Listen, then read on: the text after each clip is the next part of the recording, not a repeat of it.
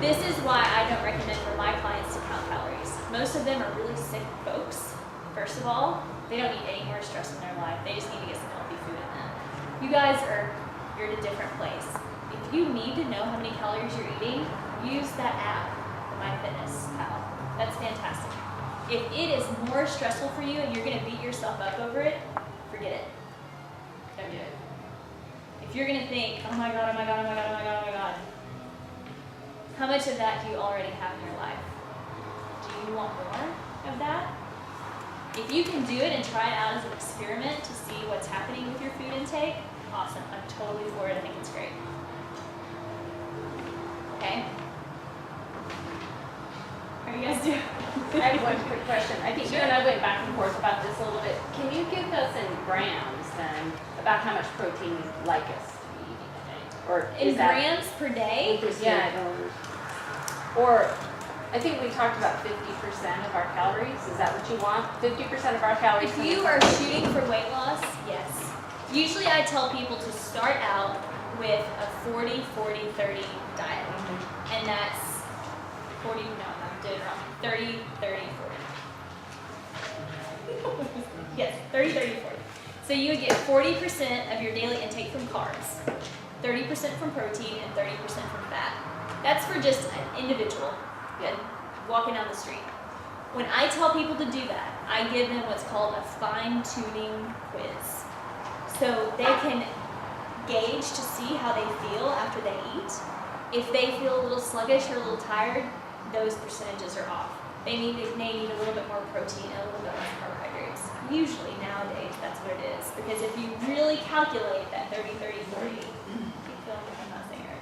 you are probably eating closer to 60% carbohydrates throughout the day. So if you really start to look at it and only eat 30% or 40%, it might work for you. Most people are eating way more. So in grams per day, I would need to sit down with you and calculate it out and look. Yeah. And for people that I see in my office, if we have gone through every step, if we've got their digestion right, and it's cooking, and we've got their hormone and their blood sugar balance right, and it's cooking, and they still can't get off that extra weight, we sit down and do that. Per day, protein-wise, 150 grams a day. Eat some protein. Eat some protein at every meal.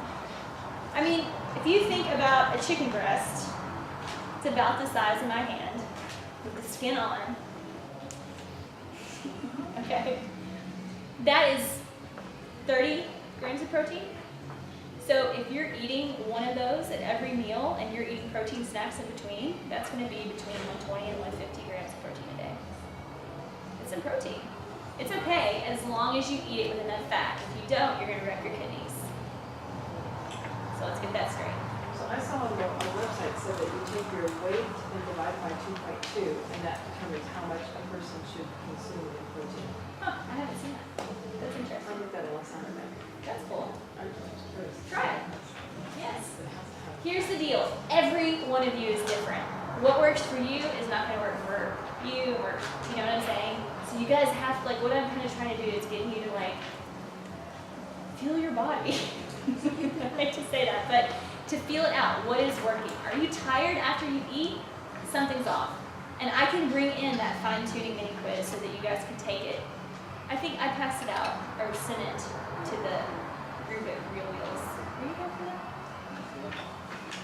Maybe not. It's fantastic. You can really start to calculate your percentages of what you're eating with that. And I'm happy to share that with you guys. We're having shakes then. We like fat yogurt shakes then. So that sounds great for breakfast then is something. You know, it's better than going to a bakery and getting a cinnamon roll. If you're putting the egg yolks in there, how many, are you guys okay with raw eggs, or are you kind of like, if you're using a good high quality protein powder, or gelatin is really the best protein powder that I found.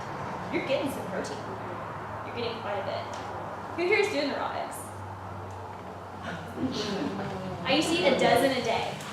Oh my goodness. Raw eggs? And I was helping out with Ironman in Kona in Hawaii, and just, I was the best shape of my life. I felt great. I've never been You sick. are a unique person. Yeah, I've tried it all. You really are. But I had a lot of healing to do. So I never got sick from eating raw egg. And the reason I tell you that I was eating that many is because I have eaten hundreds of thousands of raw eggs in my life, and I've never gotten sick. Use a good protein powder though. Don't use isolated anything. If it's whey protein, that's fine. Isolated whey protein, isolated pea protein, things like that. I think that's probably fine. It's like raw eaten or something. Yeah, that's probably fine. So yeah, that's a lot of protein with fat. Carbohydrates is what's going to put on that weight because of that. That's why in the email too, I said if you're cooking grain, cook it in the broth. Have you all tried to make broth yet? Awesome.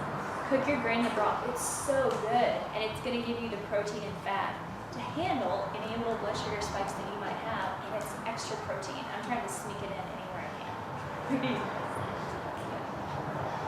Sure. So if you're, you're putting all this together and you're eating in right, how is the hormone situation, especially for a woman, play into that? Your hormones are directly related to that chart. So blood sugar problems, that begets adrenal problems, like we saw. Your adrenals, if they keep firing like that over time, what do you think is going to happen? You're gonna have fatigue, adrenal fatigue, which is a pretty common term nowadays. If you get that, thyroid is next. It goes. A lot of people are on thyroid medication. Lots and lots and lots of people. It all goes back to that chart right there. And the spike down, spike, crash, spike, crash. So once you get that base fixed, your hormones start to balance out. When I see women come in, they gain 10 pounds, they're perimenopausal, they don't feel right, it's like their joie de vivre is just gone. We work on that fast. Sometimes women are even on like bioidentical hormone replacement or any type of hormone replacement. If you get that foundation right, the weight comes off, they don't need the hormones anymore, they feel better, they don't want to kill their husband, their kids. I'm serious, my good friend came to me a few years ago and she said, I'm not going to be with my husband anymore. And I was like, wow, okay. And I've kind of been watching her. And I was like, why don't you do a blood sugar diet for just 2 weeks and just see how it goes. After that blood sugar diet, she was like, oh my God, you can't believe how it affects the body. And for the purposes of this class, you gain weight. How many women this is specific to your question, men too, they go through menopause. Men have a change also. And when it starts to happen, you can notice that, there's this little bit of a weight gain. And there's a little more weight gain. And there's a little more weight gain. It's all related to this. So when you start to get your blood sugar even, savory foods, not too many carbohydrates, but some are totally fine. Enough protein and fat in the diet. Getting the overstimulation of the mind and the stress down is really important. Weight comes off, menopausal symptoms go away, there's no hot flashes, there's no mood changes, everything changes. It's pretty cool. It's not super hard, it's not like this monumental task that you all have to do, it's just eating the right foods. Okay? Any questions? Something. I had a question about fruits. You didn't mention fruits. Like 1 piece a day, or what your feeling is on fruits for carbohydrates. I would Some say of them have a lot of sugar. if you're gonna eat fruit, don't overdo it. Here's the deal. Most of you know this is too much. Do you know what I mean? If you have 2 pieces of fruit a day, once or twice a week, and it's not like an addictive, oh my gosh, I have to have this kind of thing, that's fine. If you feel like, maybe I eat too much fruit, you have an internal knowing that I'm trying to turn on in this class. Overate. When you go out to Mexican food and 2 beers in, you're like, I don't need that chimichanga or whatever you're gonna have. And so I'm trying to spark that. If you have 1 piece of fruit a day, I think that's great. What I would say is eat it with a blood sugar balancer. Fat and protein help the blood sugar not spike. So have an apple with a piece of cheese, or have berries with a handful of nuts. Give that sugar some balance. But start to turn on that, listen to that voice that's like, you know, I don't need this extra serving at dinner. One serving is okay. Does that make sense to you guys? I feel like, you know, you guys know. So if you're gonna eat an apple, have some almond butter with it. That's Is that a what you're perfect talking snack. Okay. And some good sea salt on top. Salt is, okay, so let's talk about salt. Oh, I say that because a really good almond butter usually, I mean, there might be some salt. The one I usually buy, it's not $23, which is insane. It doesn't have salt, so I have to add my salt. I get natural almond butter. Organic almond butter is outrageously expensive. Peanut butter is fine. Just get it without the weird oils. A lot of peanut butter and almond butter have partially hydrogenated soybean oil, so watch out for that. So salt, I posted a thing on Facebook today about how there's a lot of new research coming to light that salt actually does not cause hypertension or heart disease. Duh! Like I said, I should become a research scientist. Salt, good salt. I use Celtic sea salt. Any pink or gray salt, salt with color that hasn't been processed and bleached with anti-caking agents and all the minerals leached out of it and iodine added back in. Good salt is a fantastic mineral for your heart. It helps keep you hydrated, and it's an excellent regenerative for the adrenals. So Dr. James Wilson, he's the top doc in the country for adrenal health. He's got like CEO dudes that are running Fortune 500s and can't get out of bed in the morning. Their secretaries call him, you know, because some of these guys are sick. Some of these women are sick. And he goes in and he sets up cots in their office. They have to lay down and rest during the day. He has them on computers where they're laying down, and he has them putting good salt in their water because it's just a mineral, and it's a wonderful regenerative for the adrenals, and it's a blood sugar balancer. And I should have put that on your sheet, but I didn't, so write that down. Just a pinch, just a small pinch. It will also help the heart work better. Good salt. I'm not talking about how like table salt. Although in some extreme cases, even that the body will use if it needs to. I'm talking about good salt. So put a pinch of salt in your water. It's wonderful for the adrenals. And it's wonderful for the heart. The heart is an electric organ.